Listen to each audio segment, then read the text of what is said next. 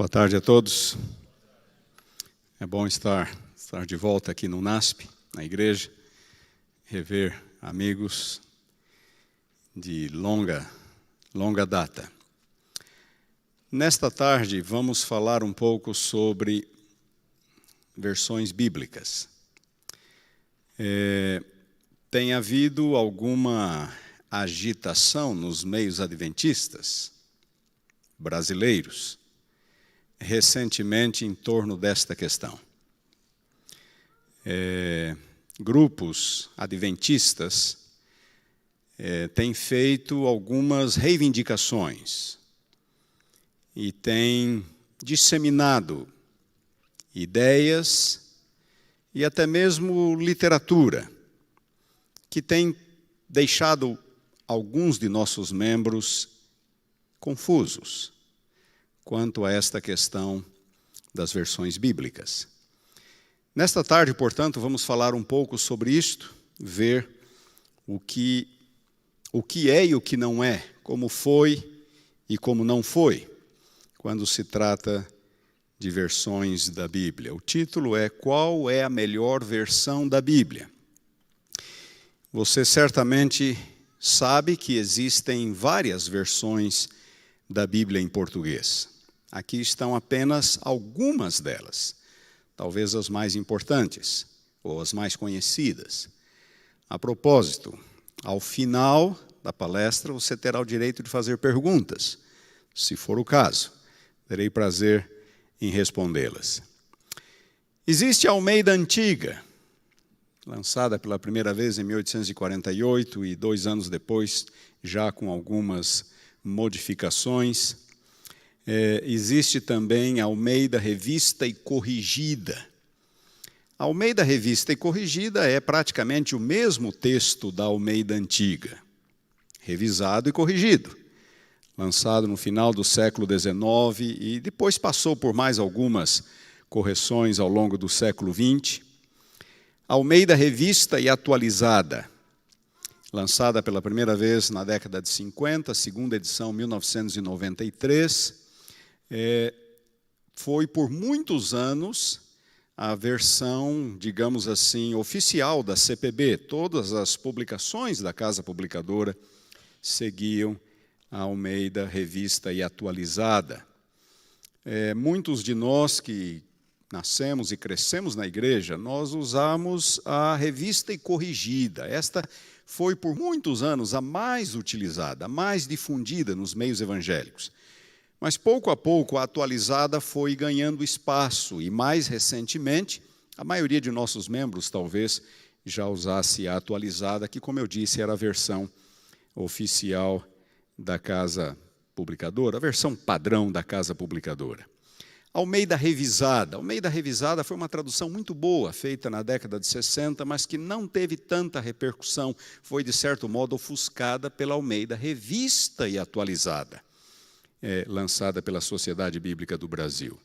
A Almeida Revisada foi de um grupo um pouco mais restrito e, portanto, não teve a mesma divulgação, a mesma circulação que a Revista e Atualizada. A Bíblia de Jerusalém, uma Bíblia lançada em português em 1981, foi preparada por um grupo de eruditos bíblicos, católicos, uma Bíblia muito boa.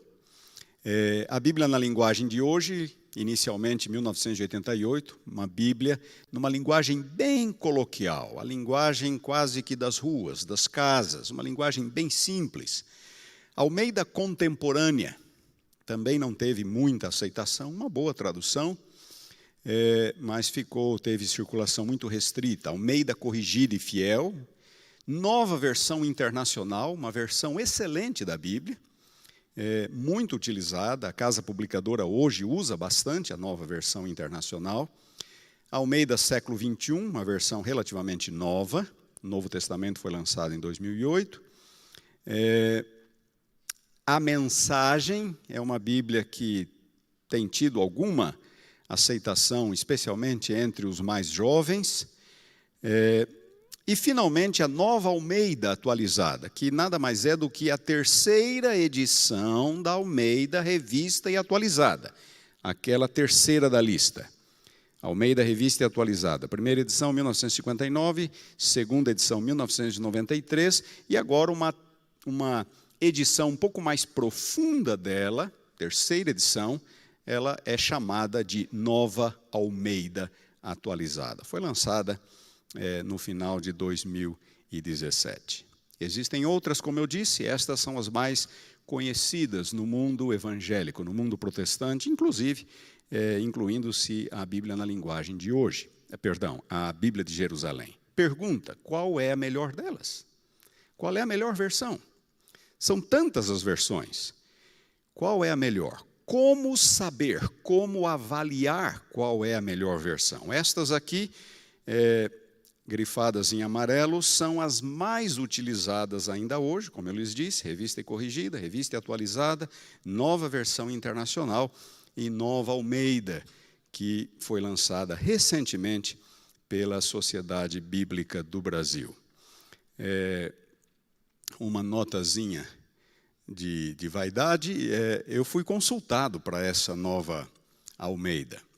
O tradutor, amigo meu, o chefe de tradução, mandou o exemplar do Evangelho de João para algumas pessoas, alguns professores de teologia do mundo evangélico brasileiro, e eu estava na lista e fiz várias sugestões, e nem todas foram acatadas, mas várias delas foram acatadas pela equipe de tradução da Nova Almeida Atualizada. Muito bem, qual é a melhor? Quando se trata de versões da Bíblia, dois são os critérios para que nós identificamos ou separemos a boa da ruim. Quais são esses critérios? Critério número 1, o texto. O texto subjacente à tradução, à versão. Vocês sabem que o Antigo Testamento foi escrito em hebraico, algumas porções do Antigo Testamento em aramaico, o Novo Testamento foi escrito em grego. Então, por detrás de nossas traduções existe um texto hebraico, aramaico ou grego. Então, quando perguntamos qual é a melhor versão, a primeira pergunta é: qual é o texto por detrás? O texto do qual ela foi traduzida. Vocês entendem? Qual é o texto? E a segunda pergunta é com relação à tradução propriamente dita. Esta que está agora na sua forma final, em português, a tradução é bem feita? É uma tradução correta?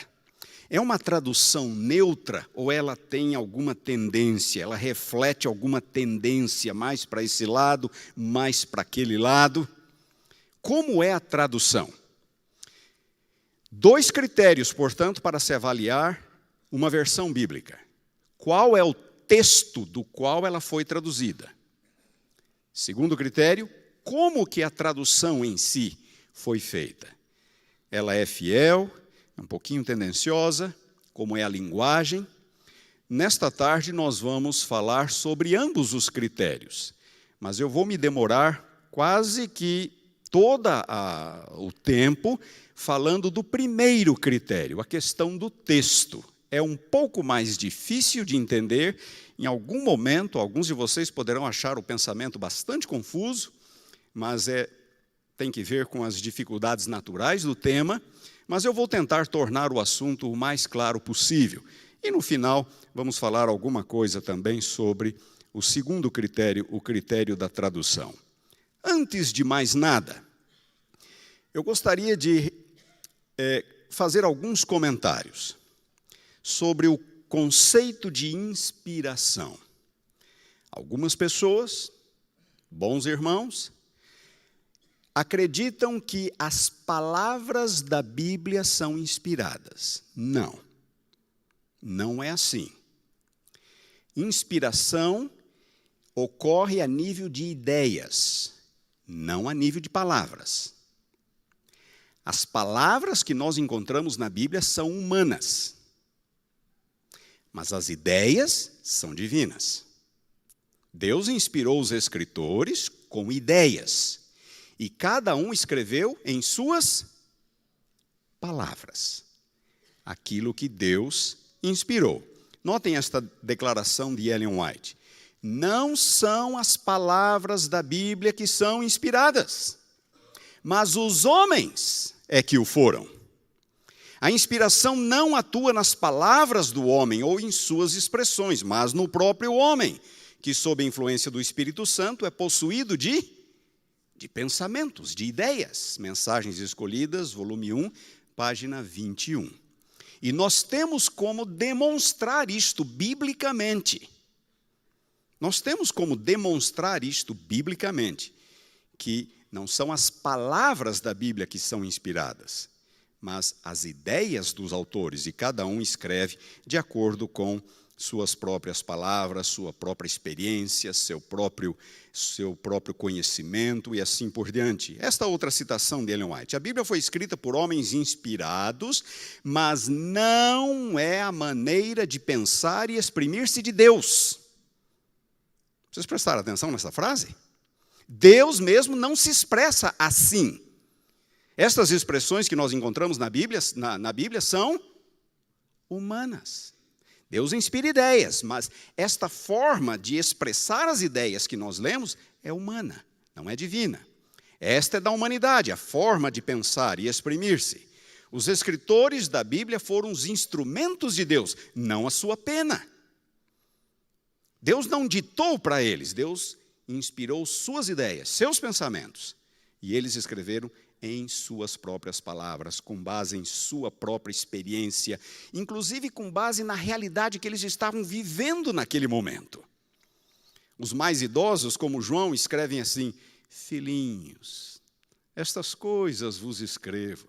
Os mais agressivos, como João Batista, raça de víboras. É a personalidade do profeta que está ali. E nós encontramos os estilos mais variados dentro da Bíblia. Por quê? Porque o estilo é humano. A forma de se expressar é humana. Mas a Bíblia cumpre um propósito divino, portanto, ela é a palavra de Deus. Mas em linguagem humana. Expressões humanas. Olhem esta outra citação. A Bíblia não nos é dada em elevada linguagem sobre-humana. Imaginemos se a Bíblia fosse dada numa linguagem divina ou numa linguagem celestial. O que aconteceria? Ninguém entenderia. A fim de chegar aos homens onde eles se encontram, Jesus revestiu-se da humanidade. A Bíblia precisa ser dada na linguagem dos homens. E tudo quanto é humano é imperfeito. Portanto, a linguagem que nós encontramos na Bíblia, ela é imperfeita, porque é linguagem humana. E é por isso que às vezes nós nos debatemos com certas expressões. O que isto aqui significa? Por que essa expressão não é mais clara? Porque é humana. Porque é humana. E nós temos então que nos utilizarmos dos meios exegéticos possíveis, disponíveis, para tentar entender essa ou aquela expressão. A Bíblia foi dada para fins práticos. Então, nós não devemos imaginar que a Bíblia é perfeita no que diz respeito à sua linguagem. Ela é perfeita no seu propósito, naquilo a que ela se destina, a revelação da vontade salvífica de Deus à humanidade. Mas as expressões nela encontradas são humanas. Notem alguns exemplos. Vocês se lembram que quando Jesus morreu, foi colocada uma plaquinha no alto da cruz? Lembram-se disso? Muito bem. De acordo com o Evangelho de Mateus, ali estava escrito: este é Jesus, o Rei dos Judeus. Mas quando nós vamos para Marcos, a frase é outra: o Rei dos Judeus. Quando vamos para Lucas, a frase é outra: este é o Rei dos Judeus. E quando vamos para João, a frase é outra ainda: Jesus Nazareno, o Rei dos Judeus. Afinal de contas, o que estava escrito naquela plaquinha? Ou será que havia 4? Eram 4? Era uma só. Era uma só. O que exatamente estava escrito ali, eu não sei. Mas há uma coisa que eu tenho certeza que estava ali. O que é? O Rei dos Judeus. E era exatamente o propósito daquela plaquinha, daquele título. Era escarnecer de Jesus. Vejam onde está o Rei de vocês. Ele está em seu trono agora, crucificado, coroado, morrendo. Era um escárnio, o rei dos judeus. Percebam, faz alguma diferença se ali estava escrito este é Jesus, ou só o rei dos judeus, ou este é o rei dos judeus, ou Jesus Nazareno, o rei dos judeus? Muda alguma coisa? Não muda. Mas por que não é exatamente igual? Porque a inspiração não atua nas palavras. A inspiração atua nas ideias, nos pensamentos. Este é apenas um exemplo, poderia citar outros. Notem as bem-aventuranças. Nós encontramos 9 bem-aventuranças em Mateus e 4 apenas em Lucas. Foram 9 ou foram 4? Poderia ter sido até mais. Se Lucas escreveu só 4, significa que Mateus pode ter escrito menos também do que as que Jesus realmente falou. Mateus pode ter escrito aquelas que ele achou mais interessante e que traduziam melhor a mensagem de Jesus. Mas Mateus escolheu 9, Lucas escolheu 4. E dei uma olhada na 4ª bem-aventurança de Mateus. Mateus escreveu assim: bem-aventurados os que têm fome e sede de justiça, porque serão fartos. Mateus 5:6. Olhem a mesma bem-aventurança em Lucas: bem-aventurados vós, os que agora tendes fome, porque sereis fartos. A frase é idêntica? Não, não é idêntica. Mesmo no texto grego, ela não é idêntica. Por quê? Porque não são as palavras que são inspiradas. Então, nós podemos encontrar diferenças no texto. Isto não compromete a mensagem. Não compromete a mensagem. Isto ocorreu lá, já na formação da Bíblia. O Pai Nosso, todos nós conhecemos o Pai Nosso na versão de Mateus. O Evangelho de Mateus sempre foi o evangelho mais utilizado na liturgia da igreja. E essa forma que nós sabemos de cor, que nós utilizamos, é a de Mateus. Mas quando vamos para Lucas, o Pai Nosso é diferente. Só Mateus e Lucas registram o Pai Nosso. Em Lucas 11, 2-4, olhem como é o Pai Nosso em Lucas. Pai, santificado seja o teu nome, venha o teu reino, o pão nosso cotidiano dá-nos de dia em dia. Perdoa-nos os nossos pecados, pois também nós perdoamos a todo o que nos deve. E não nos deixes cair em tentação. Ponto. Este é o Pai Nosso em Lucas. É diferente. É mais curto. É a mesma oração? É a mesma oração. Mas não é idêntico. Não é idêntico porque a inspiração não atua nas palavras. Podemos esperar variações nas palavras. Sr. White tem uma citação onde ela diz assim, que Deus pode inspirar pessoas diferentes com o mesmo pensamento e cada um vai escrever de modo diferente, com base na sua própria experiência de vida, no seu vocabulário, no seu conhecimento. Então, podemos esperar variações, este é o ponto. E nós conhecemos, inclusive, algumas outras variações que ocorrem na Bíblia. Muito bem, eu falei para vocês que para avaliar, isto aqui é apenas alguns conceitos preliminares, nós vamos precisar deles lá no final. Eu disse para vocês que para avaliarmos uma versão, 2 são os critérios. Primeiro critério, o texto. Qual é o texto do qual esta versão foi feita? Esta pergunta, qual é o texto, decorre do seguinte fato: nenhum manuscrito original da Bíblia sobreviveu. Nenhum. Quer do Antigo, quer do Novo Testamento. Os originais de Mateus, de Moisés, de Isaías, de Davi, todos desapareceram. Os originais de Mateus, Lucas, João, Paulo, todos desapareceram. Nenhum deles chegou até nós. Por que desapareceram? Primeiro, porque eles foram muito utilizados. E quando nós usamos muito um livro, ele se desgasta, ele se consome e ele desaparece. Segundo, desastres naturais podem ter contribuído. Um incêndio, uma inundação, alguma calamidade. Paulo enviou uma carta aos crentes de Laodiceia. Vocês sabiam que Paulo escreveu uma carta aos crentes de Laodiceia? Ele diz isso em Colossenses capítulo 4, versículo 16. Colossos ficava bem próxima de Laodiceia. E escrevendo aos Colossenses, ele diz: depois que vocês lerem esta epístola, enviem-na a Laodiceia. E a carta que eu enviei a Laodiceia, leiam-na perante vocês também. Ele faz referência a uma carta que ele enviou a Laodiceia. Esta carta não chegou até nós. Ela desapareceu. Paulo escreveu a sua carta aos Laodicenses quando ele estava preso em Roma, também aos Colossenses. Paulo foi preso em Roma no finalzinho do ano 59, começo do ano 60. No ano 60, a Laodiceia foi totalmente destruída por um terremoto. Será que a carta que Paulo mandou a Laodiceia não foi destruída no terremoto?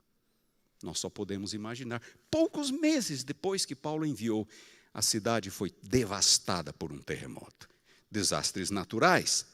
Outra razão para a perda dos manuscritos originais: perseguição.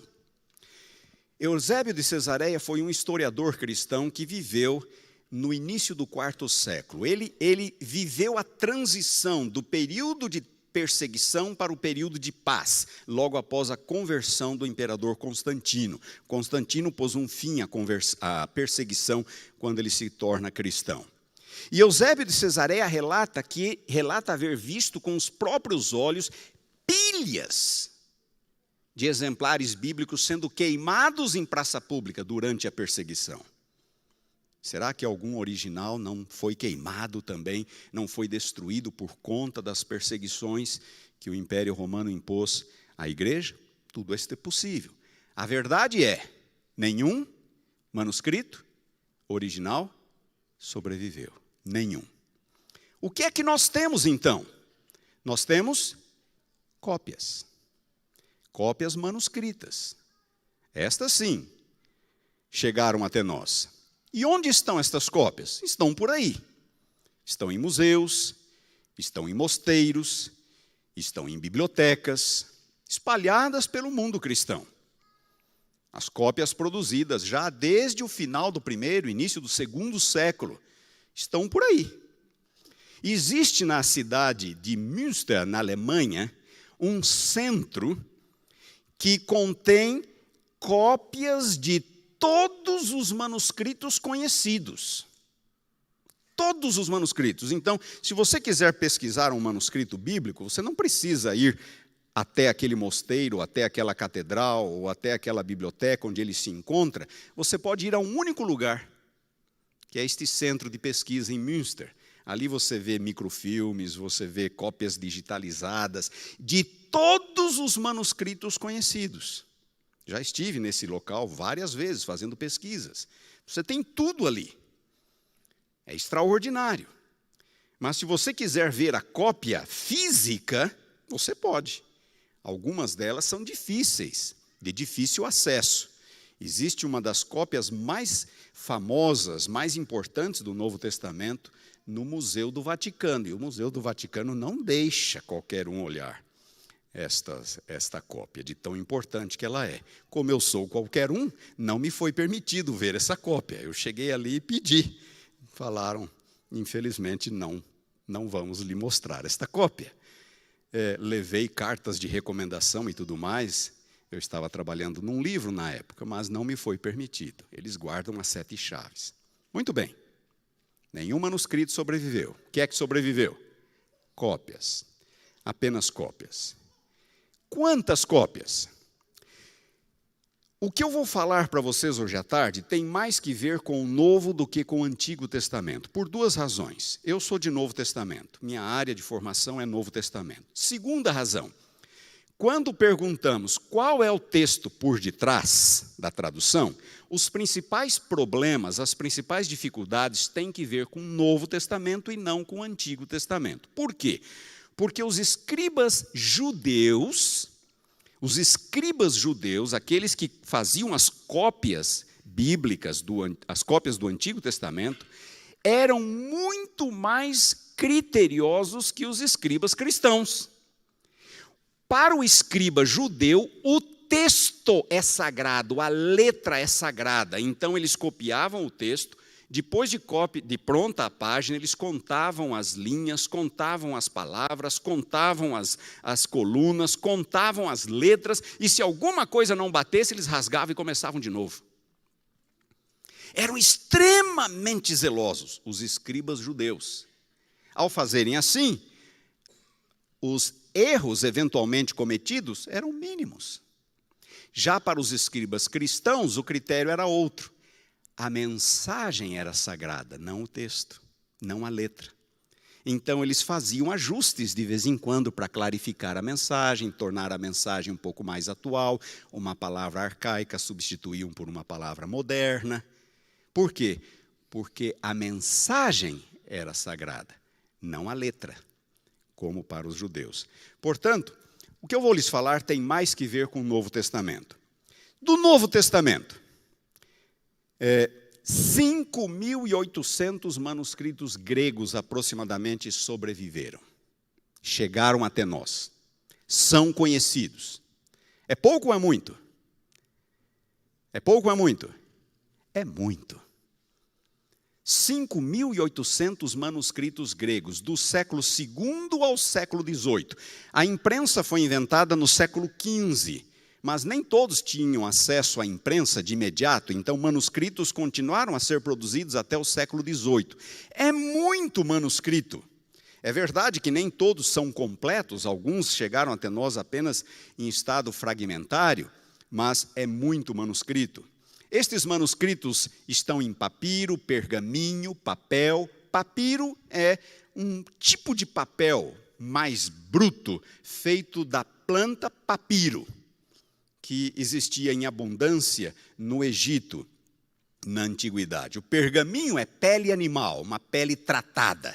Isto é pergaminho, como que industrializada, para que pudesse receber a escrita. E o papel feito de tecido ou outros insumos a partir do século XII na Europa, quando o papel foi introduzido. Portanto, papiro, pergaminho e papel.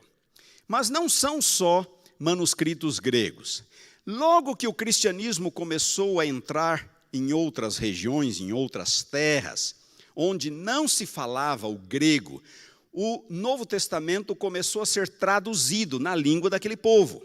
E assim nós temos antigas versões, as primeiras versões, para o siríaco, que era falado em áreas da Palestina, na Mesopotâmia, regiões da Síria, para o latim, falado nas regiões mais ao ocidente da Europa, na Itália, na Espanha, na França. Naquela época eles não eram conhecidos por esses nomes, mas naquelas regiões, no norte da África. E o copta, que era a antiga língua do Egito, antiga língua egípcia. Já no segundo século começaram a ser feitas traduções para estas línguas. Hoje existem nada menos que 10.500 manuscritos dessas antigas versões. É muito material. E as citações dos pais da igreja? Quem eram os pais da igreja? Os pais da igreja foram os primeiros escritores cristãos. E eles escreveram sobre temas bíblicos. E eles estão constantemente citando passagens bíblicas. Então, quando nós lemos as obras desses autores cristãos, os chamados pais da igreja, nós vamos encontrar um grande número de citações bíblicas. Estas citações estão lá, e nós sabemos de onde eram os escritores, que época eles viveram, e podemos ler exatamente como era o texto que eles conheciam, que eles utilizavam. Só para vocês terem uma ideia, só os escritores do segundo século citaram o Novo Testamento 17.000 vezes. Os escritores do terceiro século citaram o Novo Testamento 12.000 vezes. Aí você vai dizer, mas menos que no segundo? Não, não é menos que no segundo. Porque só Orígenes, no terceiro século, citou o Novo Testamento 32.000 vezes. Só um escritor. 32.000 vezes. Em outras palavras, se nenhum manuscrito tivesse sobrevivido, nós teríamos como conhecer ou reconstruir a Bíblia inteira, só por meio das citações de Orígenes, de um único escritor. Vocês entenderam? Notem, pergunto para vocês, é pouco ou é muito esse material? É muito. Como diz um escritor norte-americano, é o constrangimento da abundância. Não é o constrangimento da carência, é o constrangimento da abundância. Então, eu me lembro quando eu comportava, e foi a primeira vez que eu me deparei com esse tópico, com esse assunto. Estava lá oferecendo meus livros e, de repente, uma moça falou assim para mim: se tão somente a gente pudesse ter certeza que o que a gente lê hoje é aquilo que foi escrito tantos séculos atrás, quem sabe eu acreditasse na Bíblia. Se tão somente eu pudesse ter certeza de que aquilo que eu leio hoje é aquilo que foi escrito, talvez eu acreditasse na Bíblia. Vocês estão vendo as evidências que nós temos em favor da Bíblia? Só do Novo Testamento. São na casa dos milhares. Manuscritos gregos, antigas versões e citações patrísticas. Aqui está uma cópia de um antigo papiro. Este papiro é do final do segundo e início do terceiro século. Um antigo papiro em grego. Aqui está um fragmento apenas do Novo Testamento. Este fragmento é do Evangelho de João. É o mais antigo manuscrito do Novo Testamento que nós temos. Sabem de quando é? Do ano 125. João escreveu o seu evangelho por volta do ano 90. 35 anos depois do evangelho de João escrever o seu original, essa cópia estava sendo feita no Egito. 35 anos depois. Muito próxima do original. Muito próxima. Esse fragmento se encontra, é parte de uma coleção particular de um colecionador britânico. Esta é uma cópia em pergaminho do início do quarto século. Parece uma Bíblia recente, não? Tem 1.700 anos. Tem 1.700 anos. Esta é uma folha de um manuscrito em pergaminho, também do início do quarto século. Esse aqui, vocês estão vendo aquele carimbo no pé da página, no meio das duas colunas? É da Biblioteca do Vaticano. Esse é aquele que eu quis olhar e não me permitiram. Está na Biblioteca do Vaticano. Não foi o Vaticano que preparou, apenas está lá. Mas eles não permitem o acesso. Eles têm uma cópia digitalizada e o pesquisador pode pesquisar na cópia digitalizada, mas dificilmente no original. Esta aqui é a página inicial do livro de Hebreus, dá para ler em cima, aos Hebreus, naquele título que aparece lá. Este aqui é um manuscrito ainda em pergaminho, já em letra minúscula. Este aqui é letra maiúscula, este aqui é letra minúscula. A letra minúscula foi introduzida no 9º século. Até o 9º século só existia letra maiúscula. No 9º século começou a ser utilizada a letra minúscula. Esse aqui é um outro tipo de manuscrito, também letra minúscula, era um lecionário. Lecionários eram cópias de porções bíblicas usadas na liturgia da igreja. Existem milhares de lecionários também disponíveis. Muito bem. Muitas cópias, milhares de cópias. E agora vem o ponto. As cópias não são exatamente iguais. Elas não são idênticas. Elas diferem umas das outras. Às vezes um pouquinho, às vezes um pouco mais. Elas diferem. De que natureza são as diferenças? Às vezes, no processo de cópia, alterações acidentais foram cometidas. Alterações acidentais, erros involuntários. Como, por exemplo, falha de memória. Eu sei o Salmo 23 de cor. E quando eu vou copiar o livro dos Salmos, e eu chego no Salmo 23, a minha tendência é fazer o quê? É reproduzir de memória. Mas às vezes eu posso inverter uma palavrinha com outra, ou posso pular uma palavrinha. Vocês estão entendendo? A memória me trai e eu cometo um erro. Às vezes o erro é insignificante, mas é uma diferença. É uma alteração. Falhas da memória. Descuido visual. Alguma vez você fazendo uma cópia pulou alguma palavra? Isso é normal. Todos nós cometemos esse tipo de erro. Descuido visual. Descuido auditivo. Algumas cópias na antiguidade eram feitas mediante ditado. Então, os monges no mosteiro Vários monges se assentavam em suas escrivaninhas e um outro monge lia o texto e eles faziam as suas cópias, mediante ditado. Mas em grego, assim como em português, em qualquer língua, existem palavras que soam muito semelhante. Por exemplo, nós temos em português o pronome nós e o pronome vós. Em português é difícil fazer a confusão entre nós e vós, mas em grego, nós é imeis e vós é imeis. Você percebeu alguma diferença? Pois é. A pronúncia é quase idêntica. E houve um período na Idade Média em que a pronúncia se tornou absolutamente idêntica. Imeis, para vós e para nós. Então você está escrevendo e eu estou ditando e eu digo imeis. O que você vai escrever? Nós ou vós? Uns podem escrever nós, outros podem escrever vós. Equívoco auditivo. E com isso, algumas pequenas alterações são introduzidas no texto. Não são intencionais. Aí alguém pode dizer, mas iria Deus permitir que alterações fossem introduzidas? Irmãos, nós temos que nos lembrar de que não são as palavras da Bíblia que são inspiradas. E o ser humano é falível. Então, essas alterações são resultado natural da fragilidade humana. Mas essas alterações, como eu vou enfatizar mais tarde, elas não afetam o conteúdo doutrinário do texto. Ficou claro isto? Não afetam. Agora, houve alterações intencionais também, como, por exemplo, uma palavra arcaica, antiga. Alguns aqui são do tempo em que farmácia se escrevia com PH. Hoje, farmácia se escreve com F. O mesmo ocorre em grego. Palavras com grafia antiga, que foram alteradas, foram modernizadas ao longo do tempo. Então, esta é uma alteração voluntária, intencional, que não afeta o sentido do texto. Harmonização. Deixa eu tentar explicar isso aqui, prestem bem atenção. Mateus, em seu evangelho, ele faz várias citações do Antigo Testamento. Quando Mateus faz as citações do Antigo Testamento, Mateus, algumas delas, ele faz de memória.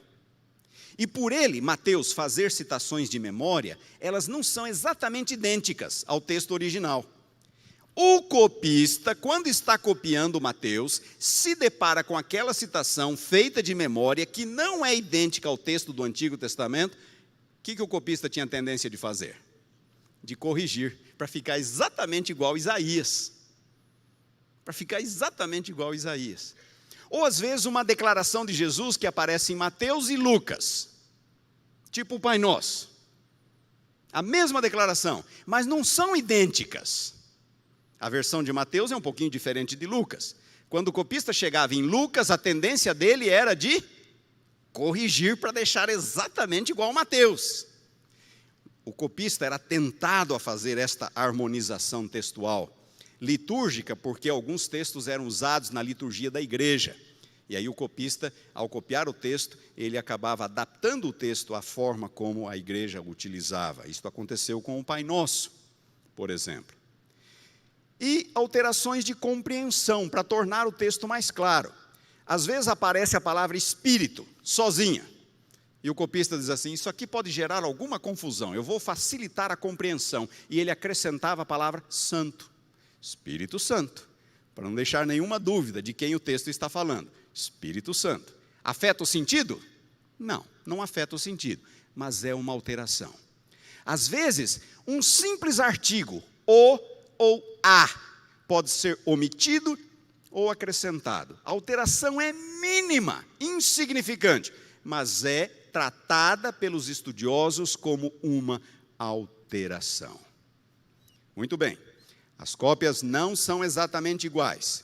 Esta aqui é uma reprodução de um escriba na Idade Média, fazendo o seu trabalho. Outra reprodução de escribas, final da Idade Média. Outra reprodução de como era feito o trabalho nos mosteiros pelos monges.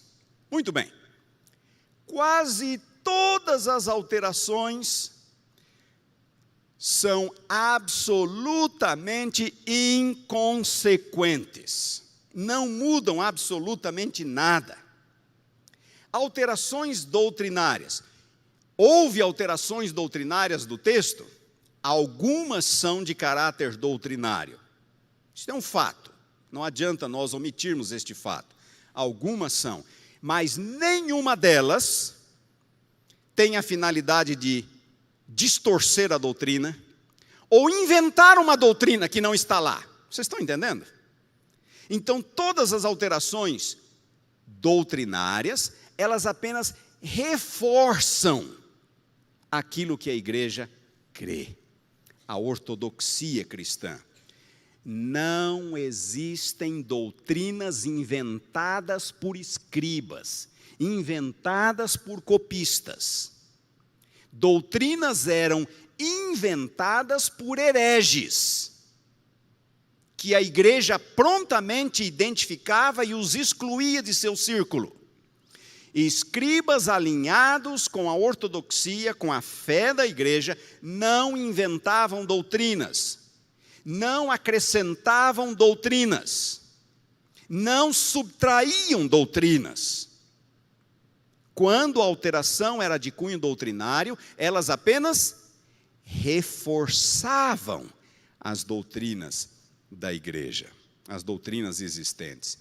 Nenhuma doutrina cristã repousa sobre um texto duvidoso. De vez em quando escutamos alguém falar, esta passagem foi acrescentada. Existem um ou outro versículo que foi acrescentado, mas nenhuma doutrina da igreja repousa sobre textos acrescentados. Nenhuma doutrina da igreja é comprometida por textos subtraídos. Como é que você pode ter certeza disso? Duas formas. Você pode você mesmo fazer a sua pesquisa, ou pode confiar naqueles que fizeram a pesquisa. Tá certo? E nenhuma doutrina repousa sobre textos duvidosos. A maioria dos copistas foram muito cuidadosos, muito criteriosos. Eles estavam copiando a palavra de Deus. E eles sabiam disso. E fizeram o seu trabalho da melhor forma possível. Cometeram equívocos, aqui ou ali, produto natural da fragilidade humana. Mas isso em nada compromete a mensagem. E a igreja sempre esteve atenta às alterações textuais. Isso aqui é apenas um diagrama para tentar explicar um conceito agora. Imaginem o Novo Testamento. Digamos que o Novo Testamento foi copiado 3 vezes. Então foi feita a cópia X, a cópia Y e a cópia Z. O copista que preparou a cópia X cometeu alguns equívocos. E esses equívocos vão estar nas suas cópias. Quando a cópia X é copiada, o que vai acontecer com aqueles equívocos? Alguns deles poderão ser corrigidos, outros, talvez não. Então, aqueles equívocos cometidos pelo copista X vão ser reproduzidos pelo copista X1, pelo copista X2. Vocês estão entendendo? O mesmo acontece com a cópia Y. A cópia Y contém algumas alterações diferentes da cópia X. E quando a cópia Y é copiada, aquelas alterações serão preservadas. E o mesmo acontece com a cópia Z. Assim, nós temos grupos de manuscritos com características distintas. Como que eu sei que isto aqui é uma alteração? Porque eu vejo nesta cópia e não nas outras. Então, quando eu comparo as cópias, eu identifico as alterações e... que mais? Corrijo. Quando comparamos as cópias, nós podemos identificar as alterações, porque se nós tivéssemos os originais, então não restaria dúvida, é só ir lá na biblioteca tal, na igreja tal, no mosteiro tal e checar no original, mas nós não temos, dependemos das cópias. Como as cópias não são todas com as mesmas características, isso nos permite, número 1, identificar possíveis alterações e, número 2, corrigir as alterações.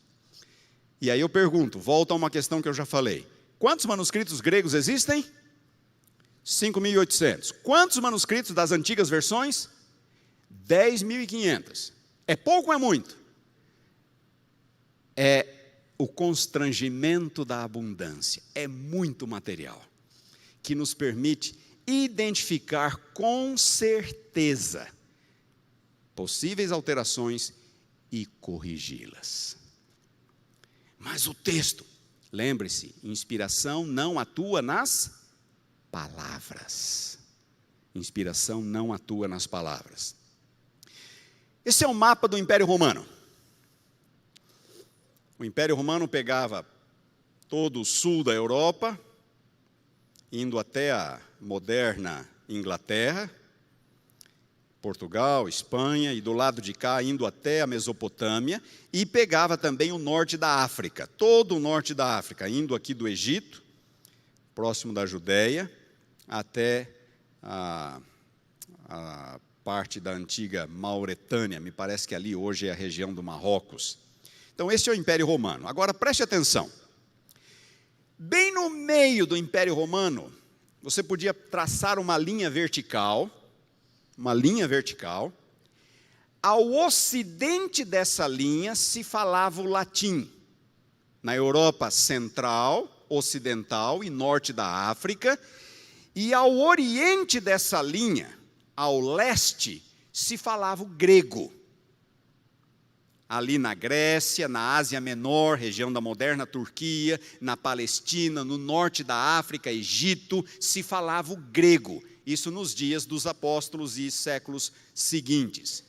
Então, o Império Romano tinha dois grandes grupos linguísticos. Ao ocidente se falava o latim. Ao oriente do Império Romano se falava o grego. Muito bem. Por que isso é importante? No 7º século, os árabes começam a sua conquista do mundo antigo. Os árabes sobem ali da Arábia, os muçulmanos sobem e eles começam a conquistar. Conquistam todo o norte da África e entram na Europa. Eles conquistam parte de Portugal e da Espanha, os mouros. E do lado de cá eles conquistam a Palestina, conquistam a Mesopotâmia, regiões da Síria. E aí prestem atenção, estamos no 7º século. O cristianismo virtualmente desaparece dessas regiões, porque os muçulmanos tomam conta. O cristianismo virtualmente desaparece. O que sobrou do cristianismo? Sobrou Grécia e Ásia Menor, moderna Turquia, onde se falava o grego, e do outro lado, a Europa Central, onde se falava o latim. Foi isso que sobrou. Ali era a região grega, de fala grega, do Império Bizantino. E esta é a região do Império Bizantino. Agora eu quero que vocês prestem atenção numa coisa. 5.800 manuscritos gregos. A maioria destes manuscritos foi produzida ali, naquela região, durante o período da Idade Média. Porque toda a outra região onde também se falava o grego já não era mais cristã, já havia sido conquistada pelos muçulmanos. Ao passo que na Europa Central, o grego desapareceu. Na verdade, a Europa Central quase nunca falou o grego, somente alguns poucos lá no início do Império Romano, mas na Europa Central se falava que língua? Latim. Então, toda a Europa, latim. E ali, Grécia e Ásia Menor, grego. Isso vai ser importante. Vamos para o século XV. O século XV foi um dos mais importantes séculos da história. Anos 1401 a 1500, século XV. O século XV foi a ponte entre a Idade Média e o período moderno. Foi o século XV que permitiu com que os países europeus alcançassem a hegemonia mundial, no chamado milagre europeu. Foi no século XV que caiu Constantinopla. Vocês estão vendo esse mapa aqui? Vocês estão vendo a cidade de Constantinopla ali, bem no meio da parte lilás? Constantinopla era a capital do Império Bizantino, a região mais cristianizada do mundo antigo. Lembram-se das invasões dos muçulmanos? Muito bem, o Império Bizantino conseguiu resistir, mas quando chegou em 1453, Constantinopla caiu e os turcos tomaram. E hoje, onde era Constantinopla, é Istambul, a principal cidade da Turquia. Ali foi Constantinopla. E até 1453, a sede do Império Bizantino caiu. O Renascimento na Europa. O que é que ocorria na Europa Central, a partir de Florença, na Itália? Na Europa Central, no século XV, ocorreu o renascimento dos valores humanos, que foram sufocados pela Igreja durante a Idade Média, os valores culturais e artísticos. E então surgiram os grandes pintores, os grandes artistas, Da Vinci, Michelangelo, e começou-se a reproduzir obra de arte nos moldes dos antigos gregos e romanos, de quase 1000 anos antes, ou mais de 1000 anos antes. Então esse foi o Renascimento. E agora ouçam, como parte deste processo de renascimento cultural, os eruditos europeus se voltaram para os clássicos gregos e latinos. Só que ninguém na Europa conhecia o grego, só conhecia o latim. Como Constantinopla havia caído para os turcos, vários eruditos gregos imigraram para a Europa e começaram a ensinar o grego na Europa. Isso no século XV. Na segunda metade do século XV. E na Europa Central, que nunca falara o grego, de repente eles começam a aprender o grego. A imprensa inventada no século XV. O primeiro produto representativo de Johannes Gutenberg foi justamente a Bíblia, impressa entre 1450 e 1456, bem no meio do século XV. Mas qual foi a Bíblia impressa por Gutenberg? Em que língua? Latim era a língua usada na Europa. A língua usada na Europa, latim. Mas os primeiros, aqueles imigrantes gregos de Constantinopla, ensinaram o grego, e então eles começaram a ir atrás dos clássicos gregos.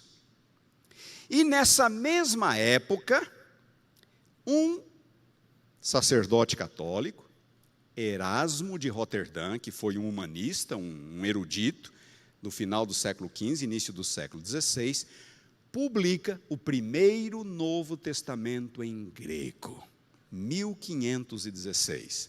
E no iniciozinho do século XVI, a Reforma Protestante. Vejam quanta coisa acontecendo no final do século XV, início do século XVI. O início da Reforma. Martinho Lutero prega suas 95 teses na porta da igreja de Wittenberg em 1517.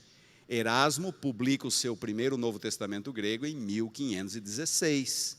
No ano seguinte, Lutero começa a Reforma. E essa também, século XV, foi o século das grandes descobertas portuguesas e espanholas, as duas nações mais poderosas do mundo na época. Portugal e Espanha. Muito bem. O texto impresso. Johannes Gutenberg inventa a imprensa no século XV, 1450, 1456. Poucos anos depois, 1516, aquele sacerdote, Erasmo de Roterdã, publica o primeiro Novo Testamento em grego, publicado na Europa, no mundo. Primeiro Novo Testamento em grego. Mas ocorreu um problema. Que língua se falava na Europa durante toda a Idade Média? Latim. Não havia manuscritos gregos na Europa. Na Europa se falava o latim. Havia manuscritos latinos, que eram traduções do texto grego. Erasmo foi nos mosteiros, nas catedrais, à procura de manuscritos gregos, a língua original do Novo Testamento. E sabem quantos ele encontrou? 6. E o mais recente destes manuscritos era do século XII. O que isto significa? Era um bom manuscrito? O que você acha? Já não era mais um bom manuscrito.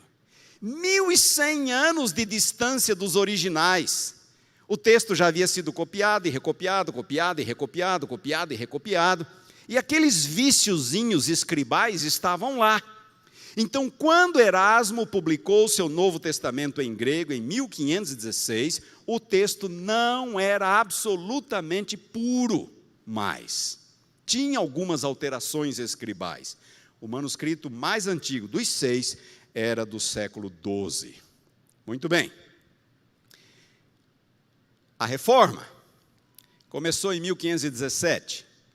Em 1519, Lutero faria a tradução do Novo Testamento para a língua alemã, do texto grego, do texto original. Qual foi o texto grego usado por Lutero?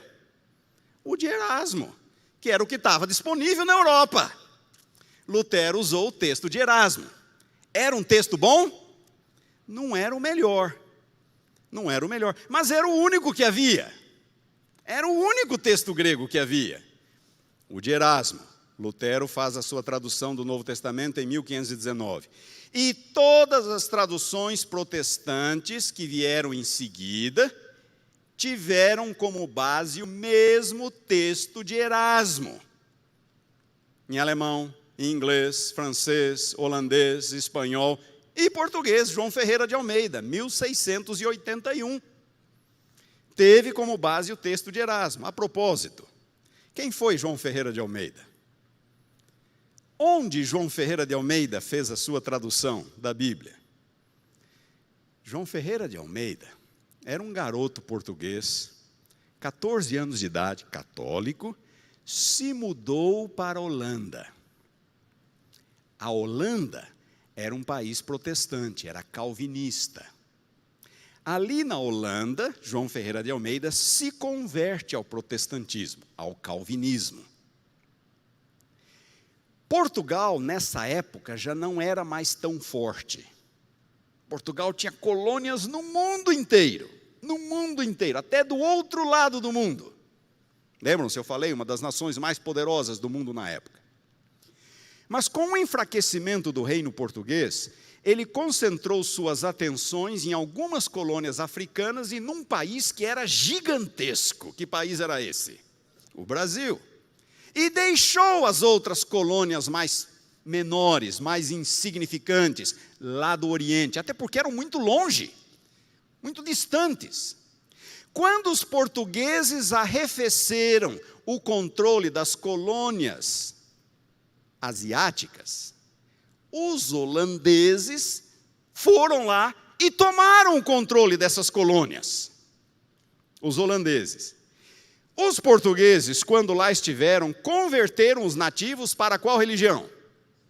Catolicismo. E agora os holandeses chegam e eles vão reconverter os nativos para que religião? Para o protestantismo, para o calvinismo. E João Ferreira de Almeida está na Holanda, com 17 anos de idade.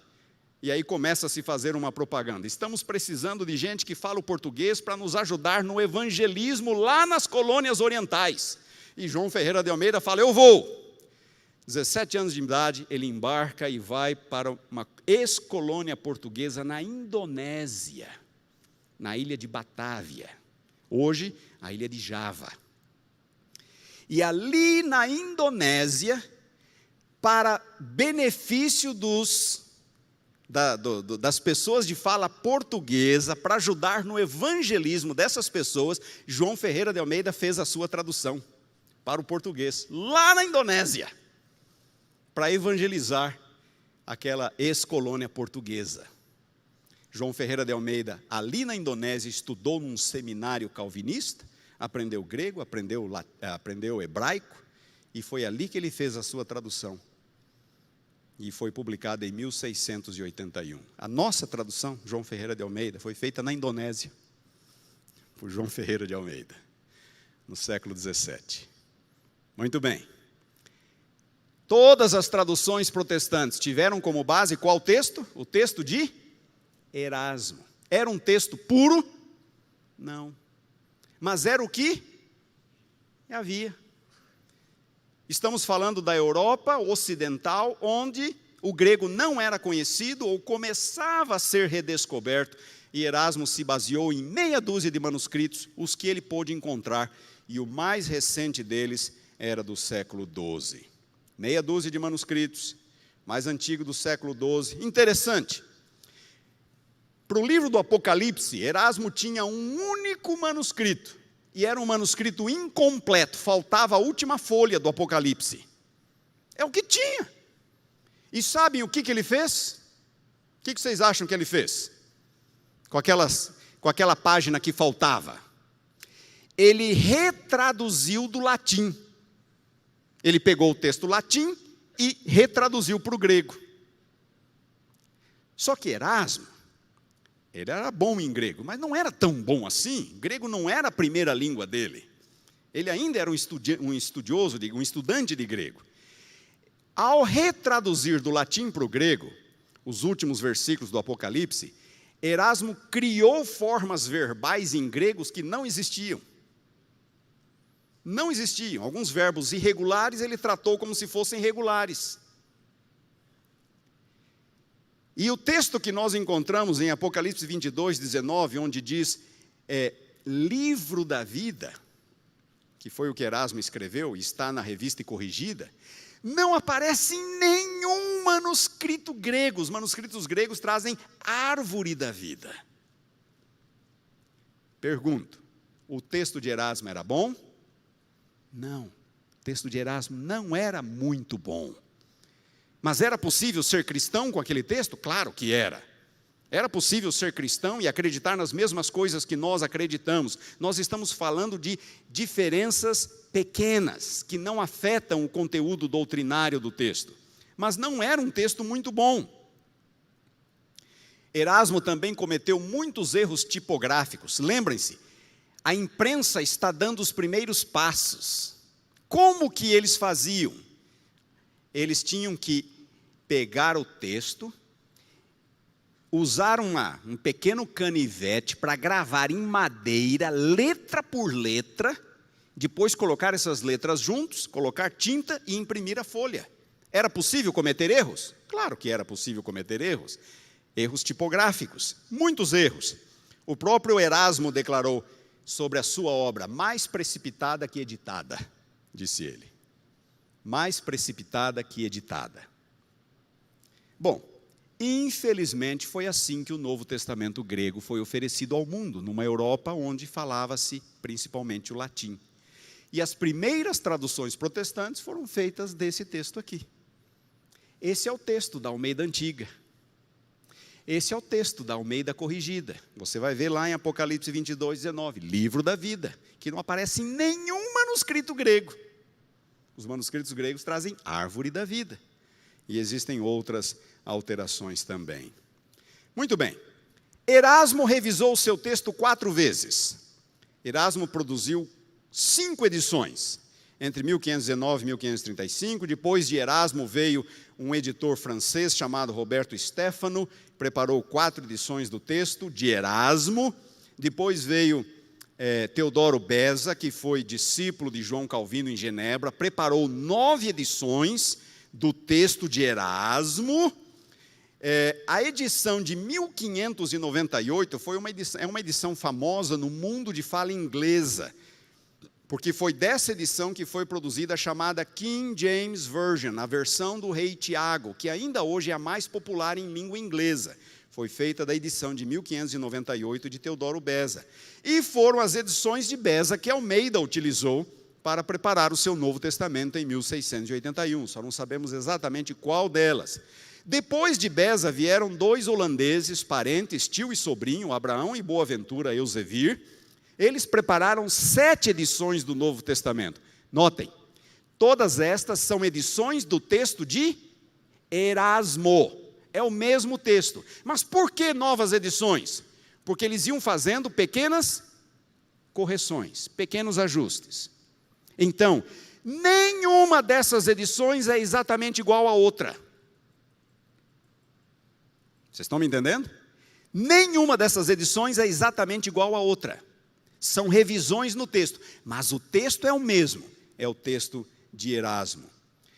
Em 1633, ou a segunda edição dos Eusevires, de 1633, também ficou conhecida na história da transmissão da Bíblia. Por quê? Porque ali, nessa edição, 1633, eles, os editores, dão um nome àquele texto. E eles o chamam de, em latim, textus receptus. Significa em português, texto recebido. Então eles fazem a propaganda do seu texto dizendo, este é o texto que nós recebemos, pela tradição da igreja. Esse é o textus receptus. Mas na verdade esse texto era baseado em quantos manuscritos? Meia dúzia de manuscritos. O mais antigo deles era do século XII. Não era um texto muito bom. Mas este ficou conhecido como textus receptus. Vocês vão encontrar essa expressão facilmente na literatura que trata sobre esse assunto. Textus receptus, ou texto recebido. Muito bem. Isto, século XVII já. Estamos no século XVII. Nos séculos seguintes, os pesquisadores ficariam empolgados com essa ideia de manuscrito, ir atrás de manuscrito, e eles começaram a viajar o mundo atrás de manuscritos gregos. E só hoje nós conhecemos 5.800. Eles começaram a viajar o mundo e começaram a descobrir manuscritos cada vez mais antigos. E se o manuscrito é mais antigo, ele é mais próximo do original, ele é melhor. Ele é menos viciado por copista. Então eles começaram, do século XVII ao século XIX, a acumular evidências. Novos manuscritos iam sendo descobertos. Ah, essa expressão aqui, olha só, ela é diferente. Olha essa outra aqui, olha essa frase. Não é livro da vida, como Erasmo escreveu, é árvore da vida. E eles começaram a acumular essas evidências. Estudar o texto. Estes milhares de manuscritos. Então notem, no século XVII, no final do século XVII, os pesquisadores já tinham manuscritos do final do século IV. No século XVIII, eles voltaram um pouco mais. No século XIX, eles conseguiram voltar um pouco mais no tempo, descobrindo manuscritos cada vez mais antigos e estudando esses manuscritos. Até que no século XX, nós conseguimos resgatar um texto que, segundo a maioria dos estudiosos, é o texto original. É o texto ali da virada do primeiro para o segundo século. Talvez com uma diferença ou outra, coisa absolutamente pequena e insignificante. Então notem, à medida que o tempo foi passando, novos manuscritos foram sendo descobertos, as evidências foram sendo acumuladas. Acontece que, e agora surge um problema, a antiga ortodoxia protestante acreditava na inspiração verbal.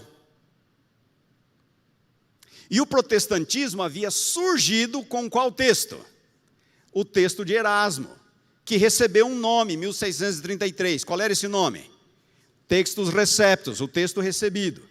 E a antiga ortodoxia protestante, que acreditava na inspiração verbal, dizia, nada disso, esse texto é inspirado, e não aceitamos esses manuscritos, mesmo que sejam manuscritos antigos, não aceitamos a evidência desses manuscritos.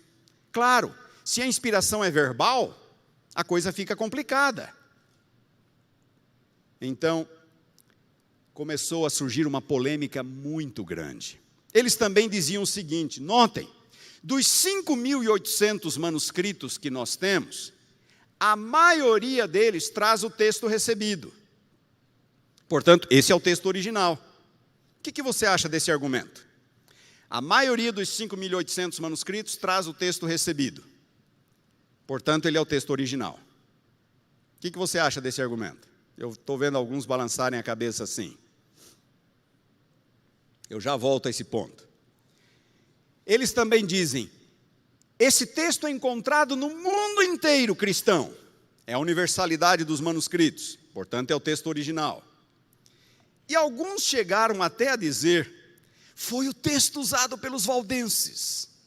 E os valdenses tinham a fé pura. Então esse é o texto original. E alguns adventistas chegam a dizer, foi o texto usado por Ellen White. Então esse texto tem que ser o texto original. Seria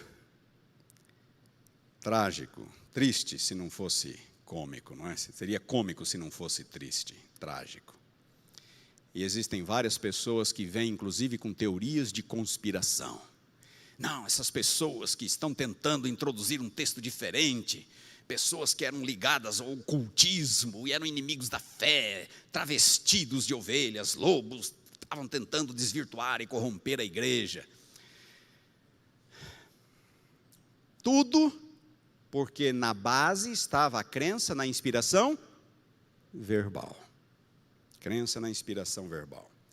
Vamos responder algumas dessas ideias. A inspiração é verbal? Não. A inspiração não é verbal. Eu dei alguns exemplos para vocês e eu poderia passar o resto do dia só dando exemplos de que a inspiração não é verbal. Deixa eu dar um exemplo muito curioso para vocês. Vocês já perceberam que os evangelhos de Mateus, Marcos e Lucas são muito parecidos? E João é um evangelho bem diferente? Vocês já tinham percebido isso? Muito bem. Se vocês pegarem Mateus, Marcos e Lucas, o vocabulário de Jesus é muito parecido. Mateus, Marcos e Lucas. Mas quando chegamos em João, o vocabulário de Jesus é muito diferente do vocabulário de Jesus em Mateus, Marcos e Lucas. Ora, não é o mesmo Jesus? Por que o vocabulário de Jesus em João é tão diferente do vocabulário do mesmo Jesus em Mateus, Marcos e Lucas? Resposta: porque a inspiração não é verbal. As palavras de Jesus em João, na verdade, são as palavras de quem? De João. João está reproduzindo com suas palavras aquilo que Jesus disse. Vocês entenderam? Eu poderia dar muitos exemplos. Esse problema de inspiração verbal, prestem atenção, irmãos, não é um problema adventista. Nós não cremos em inspiração verbal. Nós cremos em inspiração de ideias, de pensamentos. Antes de Ellen White escrever sobre o assunto, vários adventistas já defendiam inspiração de ideias e não inspiração verbal. E durante toda a história, houve um período em que muitos adventistas criam em inspiração verbal, mas não era este o ensino da igreja. E continua não sendo. Vocês podem abrir Mensagens Escolhidas, volume 1, podem abrir o Nisto Cremos. A igreja adventista não acredita em inspiração verbal. Este é um problema evangélico. Outro, o texto de Erasmo foi alterado diversas vezes. O texto de Erasmo foi alterado. O texto Receptus não é homogêneo. Ele foi alterado diversas vezes. Existem 252 diferenças entre as várias edições. Erasmo, James, aqui mesmos, alterações no texto. Aqui em James. Eles dizem que a maioria dos manuscritos é do Textus Receptus. O Textus Receptus é baseado em meia dúzia de manuscritos do século, o mais antigo deles, do século XII. O Textus Receptus não é o texto da maioria dos manuscritos.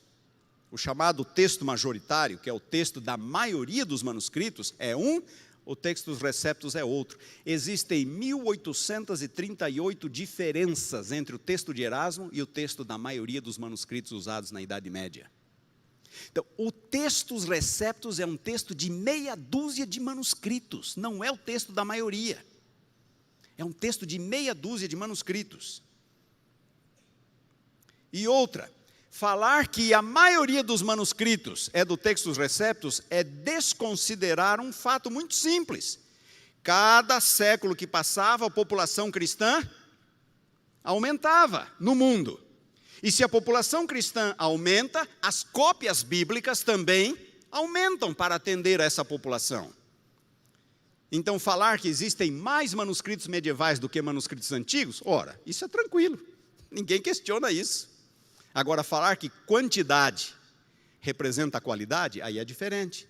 Suponhamos que nós tenhamos 10 manuscritos do século XII, contra 2 manuscritos do século II, do segundo século. Qual deles tem a maior chance de ser original? Os 10 do século XII ou os 2 do segundo século? Os 2 do segundo século, claro. Não há nenhuma dúvida. A data e a procedência dos manuscritos, o mais antigo usado por Erasmo era do século XII.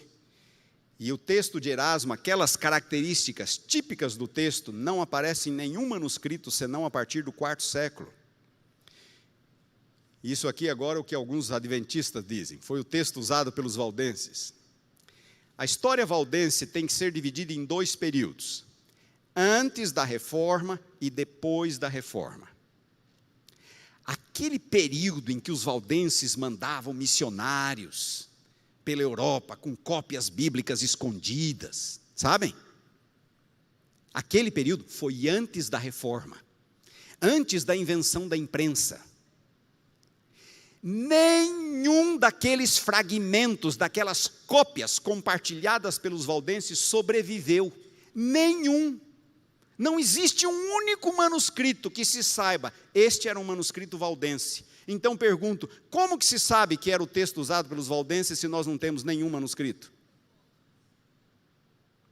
Agora, depois da Reforma, Lutero introduziu a Reforma em 1517, em 1519 ele preparou sua primeira tradução do texto de Erasmo.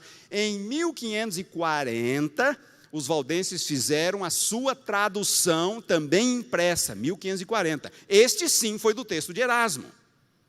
Mas o período dos missionários valdenses, no período pré-reforma, não sabemos qual foi o texto que eles utilizaram. Ponto final. Não sabemos. Tá? E também foi o texto usado por Ellen White. Sim, Ellen White usou o texto dos Receptus. Por que Ellen White usou o texto de Erasmo? O texto da King James? Por quê? Era o que havia. Era o que havia. Não existia outro. Não existia outro. No final do século XIX, começam a aparecer traduções revisadas.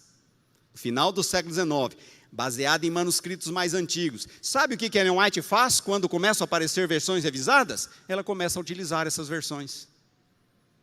Ela usou versões revisadas. Mas é claro, ela usou muito mais a King James. Por quê? Era a única. E sabem de uma coisa?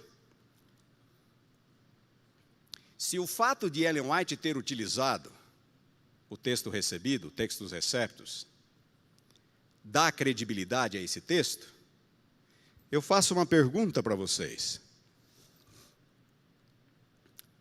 O Novo Testamento, quando cita o Antigo, algumas citações são do texto hebraico, mas nem todas. Na época dos apóstolos, já havia uma tradução grega do Antigo Testamento hebraico, a chamada Septuaginta.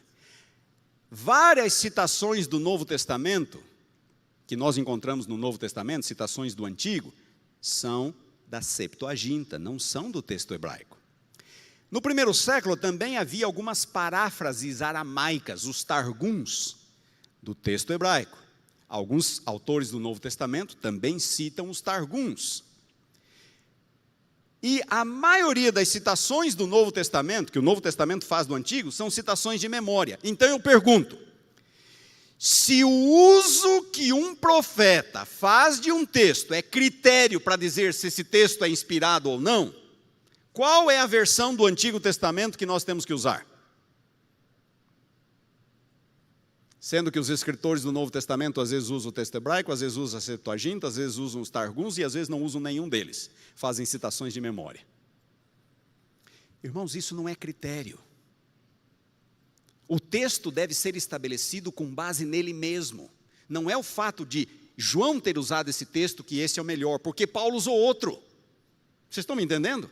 Paulo usou outro, Mateus usou outro, e daí? Qual que é o melhor? Então, dizer que o texto recebido, o texto dos receptos é o melhor, porque Ellen White utilizou, é um critério absolutamente improcedente. É um critério ridículo. O que é importante é o uso que o escritor fez do texto, e não o texto que ele usou. É o uso que o escritor fez do texto. Só para apimentar um pouquinho mais, você se lembra daquela visão em que Ellen White segurou aquela Bíblia enorme com o braço estendido por quantos minutos? 20? Eu já vi 20, 40, eu não me lembro. Eu tentei segurar um exemplar, uma cópia idêntica daquela Bíblia lá, e não aguentei por 1 minuto. É uma Bíblia pesada. Mas vocês sabiam de uma coisa? Aquela Bíblia, segurada por Ellen White e usada, tinha os livros apócrifos. Tinha. Era o que era impresso na época, junto com a King James. E ela cita os livros apócrifos em alguns de seus escritos. Ela cita. Agora, ela nunca diz, como diz a palavra, como diz a Escritura, como diz Deus. Ela apenas cita para obter dali informações. Porque nesses livros apócrifos nós temos informações históricas corretas. Nós temos algumas informações interessantes, eles não são inspirados. Mas eventualmente podem ser usados, como eu posso citar qualquer autor. Vocês estão me entendendo? Ellen White fez uso desses livros. Então, se o uso que Ellen White faz de um livro é critério para estabelecer a sua originalidade, ela usou os apócrifos, e daí? Não, irmãos, esse não é critério. Esse não é critério, não é um critério válido. O texto deve ser estabelecido a partir dos manuscritos bíblicos, e não a partir do eventual uso que um ou outro autor possa eventualmente fazer. Teorias de conspiração. Existem alguns vídeos na internet, e eu tenho medo aqui de falar e vocês correrem lá depois para olhar.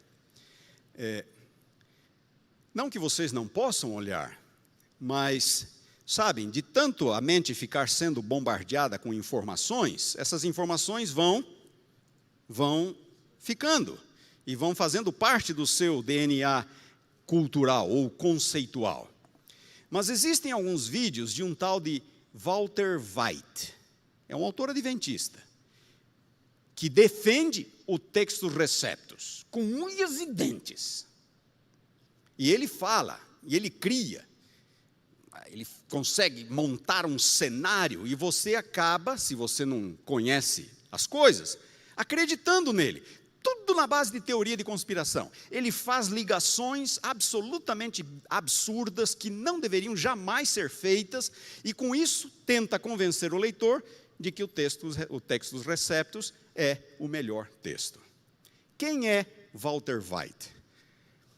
Antes de falar quem é Walter White, se você vai construir uma casa e você precisa de um projeto, aonde você vai? Você vai no seu médico? Fala, me ajude com o projeto da minha casa. É lá que você vai? Onde você vai? No engenheiro ou no arquiteto. Se você está doente, está precisando de assistência médica, onde você vai? No seu arquiteto? E diz, eu não estou bem, preciso de ajuda, estou sentindo, estou passando mal. É no arquiteto que você vai? Não, é no médico. Vocês entenderam o meu ponto. Walter White é um zoólogo. Tá? Não é teólogo, não é historiador, é um zoólogo. E isso é uma das coisas que me incomodam. O que existe de ólogo, que não é teólogo, produzindo vídeo na internet, e multidões ficam lá, olha, dá uma olhada, o que ele está falando é verdade. Gente, se vocês quiserem aprender sobre teologia, vocês vão a teólogo. Vocês não vão a zoólogo. Mas alguns acabam confiando a sua salvação eterna a pessoas que não têm preparo na área.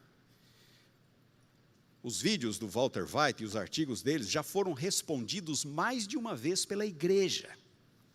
Mas é claro, ele não diz isso nos vídeos. E continua fazendo vítimas. E alguns vídeos deles estão traduzidos para o português. Depois que a senhora White faleceu, em 1915, a igreja viveu um momento muito difícil. Até ali, a igreja tivera a guia de Ellen White. E agora não mais. Algumas pessoas da igreja chegaram quase ao ponto de santificar Ellen White. Não, ela é a Santa White. E os escritos dela colocarem no mesmo nível da Bíblia, logo depois da sua morte.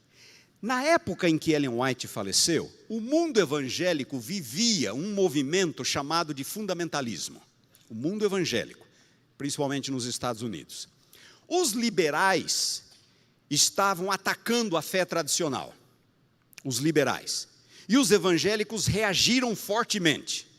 E um grupo de evangélicos começou a manter algumas reuniões nos Estados Unidos, e eles começaram a produzir literatura para defender as escrituras e defender a fé evangélica.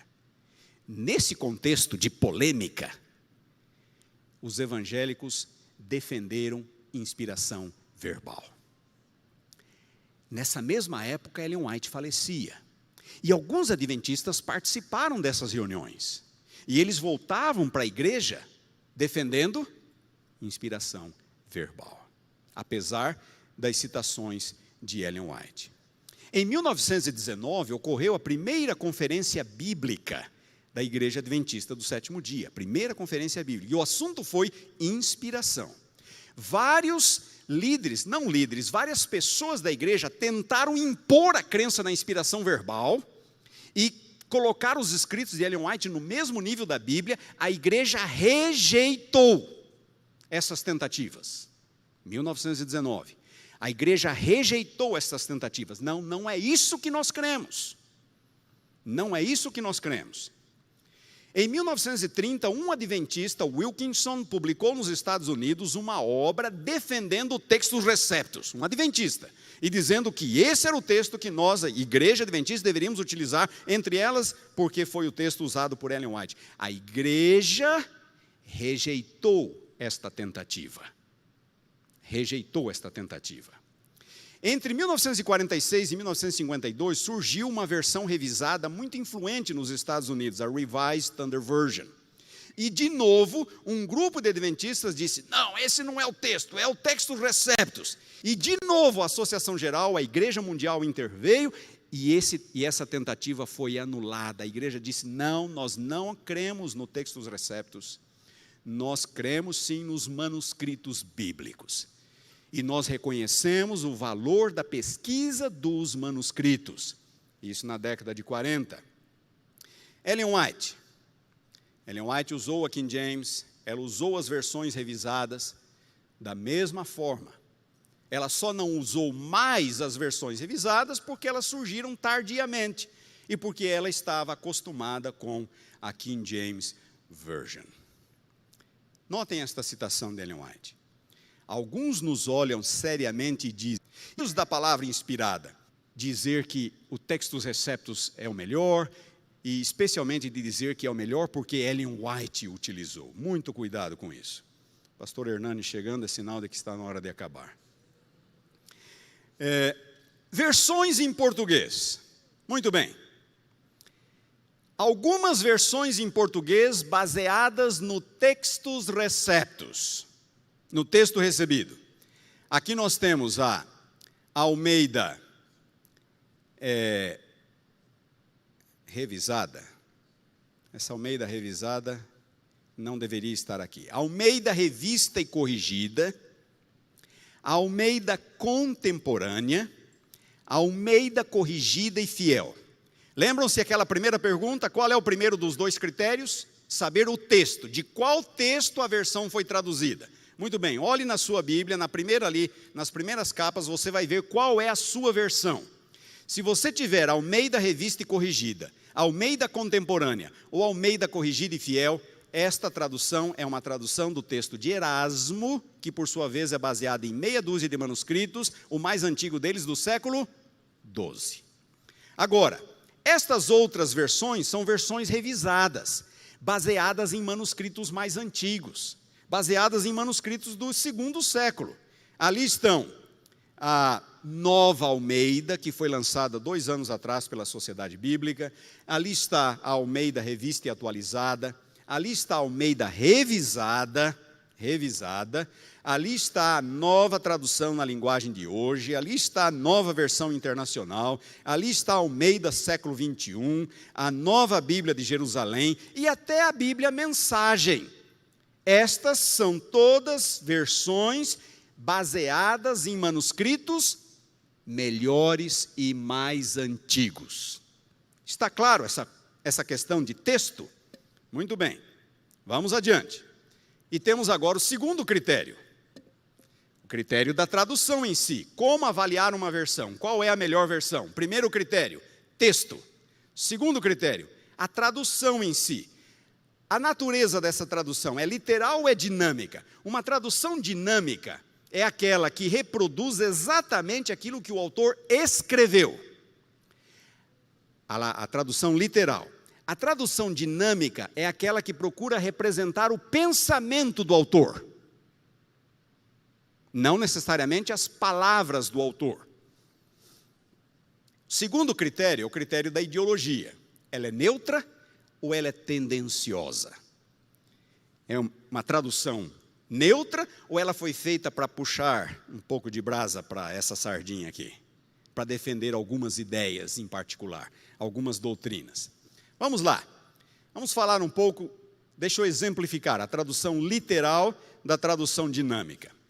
Aqui está a tradução da Nova Almeida, de Mateus 23, 29 até 32. Ai de vocês, escribas e fariseus hipócritas, porque vocês edificam os sepulcros dos profetas, enfeitam os túmulos dos justos e dizem, se nós tivéssemos vivido nos dias de nossos pais, não teríamos sido seus cúmplices quando mataram os profetas. Assim, Jesus continua, vocês dão testemunho contra si mesmos de que são filhos dos que mataram os profetas. Portanto, tratem de terminar aquilo que os pais de vocês começaram. Esta é uma tradução literal. Deem uma olhada agora numa tradução dinâmica. Olhem a mensagem, a mesma passagem. Vocês, líderes religiosos e fariseus, são um caso perdido, impostores. Vocês constroem túmulos de granito para os profetas e monumentos de mármores para os santos. Dizem que se tivessem vivido no tempo de seus antepassados, não teriam sangue nas mãos. Conversa! Vocês e aqueles assassinos são farinha do mesmo saco e cada dia acrescentam homicídios à sua ficha criminal. Essa é uma tradução dinâmica. Tenta reproduzir a ideia. Qual é mais fácil de entender? A literal ou a dinâmica? A dinâmica é mais fácil de entender. Mas há um problema aqui. Há um problema. A dinâmica, ela é interpretativa. E eu corro o risco de depender de uma tradução onde a interpretação não é a melhor. O autor que preparou isso aqui, ele pode ter cometido alguns erros de interpretação. Então, se você quer ter um pouco mais de segurança, fique com as traduções literais. Você vai estar mais seguro. As dinâmicas são fáceis de entender. A Bíblia na linguagem de hoje, a mensagem, são bem apelativas. Mas elas são mais escorregadias. Porque eu posso estar lendo não aquilo que Mateus, João, Paulo escreveu, mas aquilo que o tradutor imagina. Vocês estão me entendendo? Então, cuidado com as dinâmicas. Tradução, ela é neutra ou ela é tendenciosa? Esse TNM significa tradução Novo Mundo. Sabem quem preparou essa tradução? As Testemunhas de Jeová. Notem como elas traduzem João 1:1. No princípio era a palavra, e a palavra estava com Deus, e a palavra era um Deus, com D minúsculo.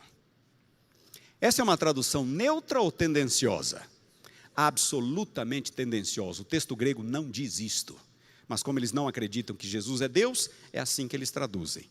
Olhem como eles fazem com Colossenses capítulo 1, eu esqueci de mencionar o texto aqui, é Colossenses 1, 10 a 13. Olhem como que eles fazem com esta passagem.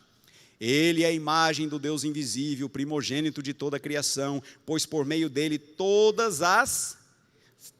foram criadas todas as outras coisas nos céus e na terra, as coisas visíveis e as invisíveis, quer sejam tronos, quer domínios, quer governos, quer autoridades, todas as outras coisas foram criadas. Eles acrescentam outra.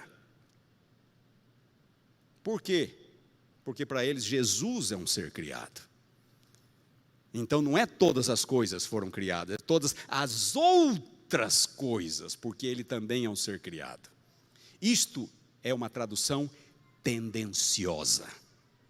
São poucas as traduções tendenciosas que nós temos.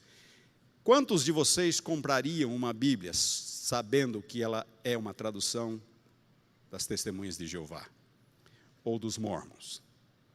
Sabem por que a Igreja Adventista não tem uma tradução? Exatamente por isso. Lá fora já nos criticam dizendo que somos uma seita.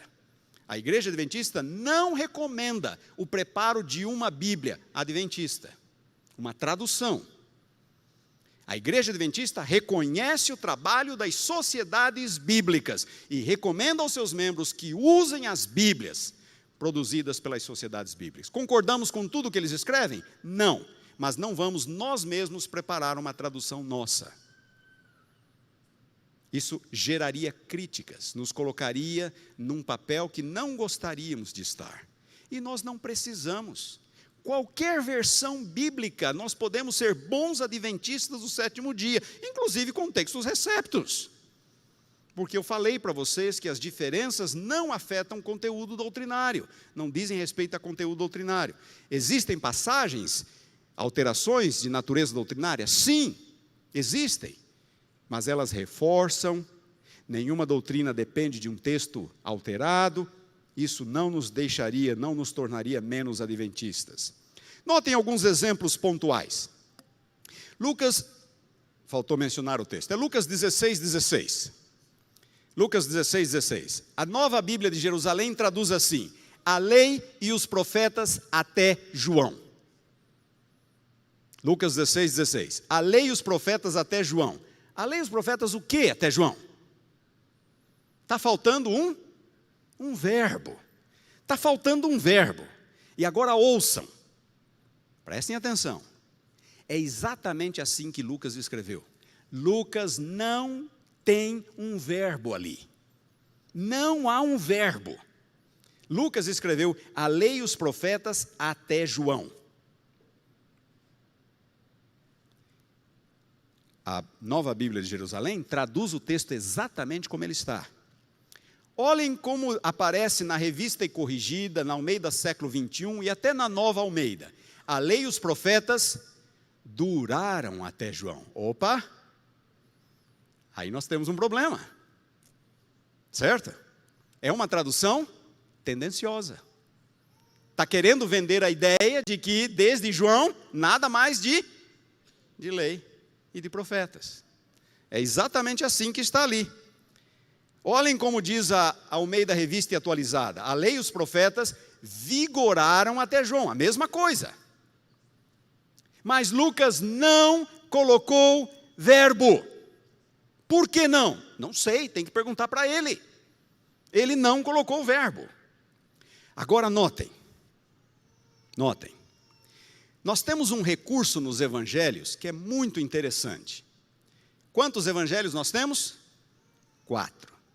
Algumas frases de Jesus aparecem nos 4. Algumas aparecem em 3. Algumas frases aparecem em 2. E algumas só em um dos evangelhos. Esta frase aparece em 2 evangelhos. O outro evangelho é Mateus. Mateus capítulo 11, versículo 13. E sabem como essa frase aparece em Mateus? Diz assim: todos os profetas e a lei profetizaram até João. E Mateus colocou o verbo. O verbo é profeteuo em grego, profetizaram.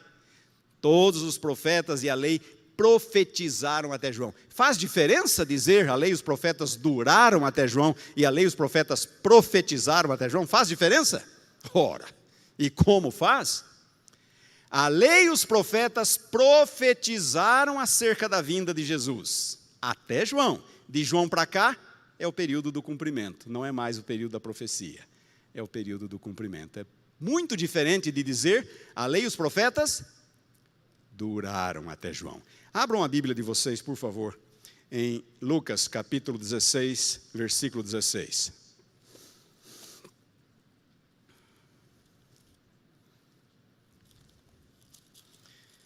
Lucas 16, 16. Então, nós encontramos essa informação aqui. A lei e os profetas, Lucas escreveu até João. Por que ele omitiu o verbo? Eu não sei. Mas vamos colocar aqui o verbo profetizaram, que é o verbo que Mateus coloca. A lei e os profetas profetizaram até João. Desde esse tempo vem sendo anunciado o evangelho do reino de Deus. Aquilo que era profecia, agora é cumprimento. Notem o versículo 17. É mais fácil passar o céu e a terra do que cair um tio sequer da lei. Como pode ser a lei e os profetas duraram até João e de repente o versículo 17 diz, é mais fácil passar o céu e a terra do que cair um tio sequer da lei. Jesus está reafirmando a validade da lei e não anulando a lei a partir de João. E logo em seguida no capítulo há a parábola do rico e do Lázaro. E vocês se lembram, o rico morreu, foi para o inferno, Lázaro morreu, foi para o seio de Abraão, e daí Lázaro fala para Abraão, pai Abraão, eu tenho ainda, quantos irmãos? 5 irmãos? Eu tenho um grupo de irmãos lá, mande alguém falar com eles, para eles se arrependerem, para não virem para esse lugar de, perdão, é o rico que fala com Abraão, para não virem para esse lugar de tormento, versículo 29. Respondeu Abraão, eles têm a lei e os profetas, Moisés e os profetas, ouçam-nos. O que Jesus está reafirmando?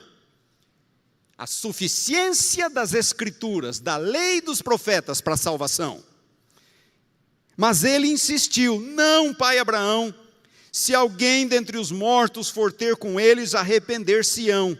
Abraão, porém, lhe respondeu, se não ouvem a Moisés e aos profetas, tampouco se deixarão persuadir, ainda que ressuscite alguém dentre os mortos. Como pode o versículo 16 dizer, a lei e os profetas duraram até João, sendo que o 17 diz que a lei não vai passar, e na parábola seguinte, Jesus insiste na suficiência da lei e dos profetas para a salvação. Percebem? Então a tradução ali deve ser a mesma de Mateus, a lei e os profetas profetizaram até João. Ou, no mínimo, deixar sem verbo, como a Nova Bíblia de Jerusalém. Mas isso tornaria a frase, profetizaram até João. Então, as traduções, elas têm problemas pontuais, pendendo mais para cá, pendendo um pouco mais para lá. Mas como adventistas do sétimo dia, a igreja recomenda aos seus membros que deem prioridade às versões produzidas pelas sociedades bíblicas, porque elas são interconfessionais, interdenominacionais, vai haver problemas aqui ou ali, mas nós estudamos e resolvemos esses problemas mediante o estudo, e não mediante a impressão de uma Bíblia nossa, porque isso não ajudaria. Muito bem, aqui estão as versões em português. A Nova Almeida é uma tradução literal. A ideologia é neutra, vai ter alguns problemas pontuais. Almeida corrigida, literal, neutra. Almeida revisada é um neutro menos. Tem um pouquinho mais de tendência ali, algumas ideias dispensacionalistas, isso é uma outra história. Almeida século 21 também é um neutro um pouquinho menos ali. Tá? A Bíblia na linguagem de hoje, nova tradução na linguagem de hoje, é uma tradução dinâmica, assim como a mensagem, a última da lista. Ela é muito dinâmica. E aí eu corro o risco de estar lendo as interpretações do tradutor. Então, cuidado com as traduções dinâmicas, prefiram as literais. E prefiram aquelas que são neutras na sua ideologia, embora possamos encontrar alguma questão mais pontual. Concluindo, qual é a melhor versão que nós temos em português? Muito bem. A primeira da lista, aquela que eu dou nota 9.5, é a Nova Almeida. Terceira edição da Almeida atualizada, que foi lançada 2 anos atrás, e vocês encontram na loja da casa, e vocês encontram nos sites, nas livrarias evangélicas, nos sites da Sociedade Bíblica. É uma iniciativa de uma sociedade bíblica e não de uma pessoa em particular, não de uma denominação em particular. Ela não é batista, ela não é presbiteriana, ela não é luterana, ela é interconfessional. Concordamos com tudo que está ali? Não, não concordamos com tudo que está ali. Eu já disse para vocês que eu fui consultado, mandei uma lista de observações, algumas foram incorporadas, outras não. Não há problema. Vamos trabalhar com a Bíblia, vamos resolver os problemas, mas vamos usar uma versão que é preparada por uma sociedade bíblica. Tá bem?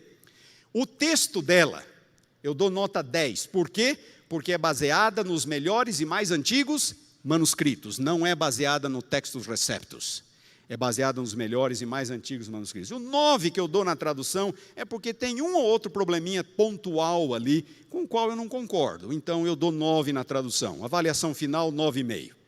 A segunda da lista é a Nova Versão Internacional, também dou 10 no texto, baseada nos melhores manuscritos, melhores e mais antigos manuscritos. A tradução, ela é um pouquinho menos neutra. Eu vou ver uma tendenciazinha aqui ou ali na Nova Versão Internacional, então em vez de dar 9, eu dou 8 para ela. E com isso, na minha avaliação, ela fica em segundo lugar. Eu queria dizer que esses números aqui são não são muito absolutos, tá? É só uma tentativa de ajudar vocês a entenderem esse contexto, esse cenário. Almeida século 21, também eu dou 10 no texto, baseada nos melhores manuscritos. Eu dou 8 na tradução, mesma nota que eu dou na Nova Versão Internacional, e a avaliação final, a nota final dela é 9. A Nova Bíblia de Jerusalém, dou 10 no texto, baseado nos melhores manuscritos gregos. A tradução, também dou 8, vocês vão ver ali um saborzinho católico de vez em quando. Vocês vão encontrar a palavra hóstia e alguma outra expressão bem católica na Nova Versão Internacional, na Nova Bíblia de Jerusalém. Então, eu dou nota 8, final 9, mas é uma boa tradução. Todo aluno de teologia deveria ter uma na sua biblioteca. Almeida Revista e Atualizada, nota 10 no texto, baseada nos melhores manuscritos gregos e hebraicos. Tradução, eu dou nota 7 porque ela já tem 60 anos. Ela já é arcaica, ela usa voz, que ninguém usa mais. Então, ela já é um pouco arcaica, algumas expressões mais arcaicas, por isso eu dou 7. Avaliação final, 8,5. Essa que foi usada pela CPB durante muitos anos. A CPB agora tem usado mais a Nova Versão Internacional e talvez vá passar a usar a Nova Almeida também revisada. A Almeida revisada não teve muita circulação, mas foi uma boa versão, eu dou 8,5 para ela. Nova tradução na linguagem de hoje, 10 do ponto de vista do texto, baseado nos melhores manuscritos, mas a versão dela é dinâmica demais, lembram-se? Dinâmica demais, muito interpretativa. Eu dou 4 na tradução, e aí a avaliação final ela fica com 7. Almeida contemporânea, eu dou 5. Por quê? É baseada no Textus Receptus, no texto de Erasmo. A tradução é boa, mas ela deixa a desejar no texto. Então, a avaliação final, 6,5. A mensagem, eu dou 10 no texto, baseada nos melhores manuscritos. Mas na versão, na tradução, eu dou 2. Ela é interpretativa demais. E até usando uma linguagem assim que, farinha do mesmo saco, aquilo ali me agrediu. Então, eu dou 2. Tá? Avaliação final, 6. Muito interpretativa. Almeida Revista e Corrigida, que é o mesmo texto da Almeida Antiga. Eu dou 5 no texto. Por quê?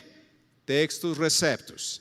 Tradução, 5, porque já tem muitas décadas, já está muito arcaica, já não se fala mais do jeito que está escrito ali. Avaliação final, 5. Essa seria a mesma avaliação que eu daria para a Almeida Antiga.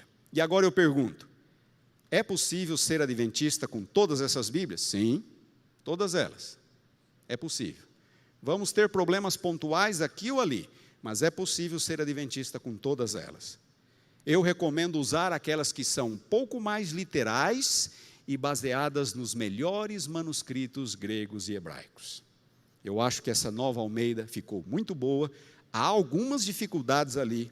Nova Versão Internacional, muito boa. Há algumas dificuldades ali, mas nada que nos impeça de utilizá-las. E nada que nos leve a querer a nossa própria tradução. Lembrem-se, quem é que mexia no texto? Os hereges. Os hereges mexiam no texto. Nós não precisamos e não devemos fazer isto. Muito bem. Obrigado pela atenção de vocês. Espero que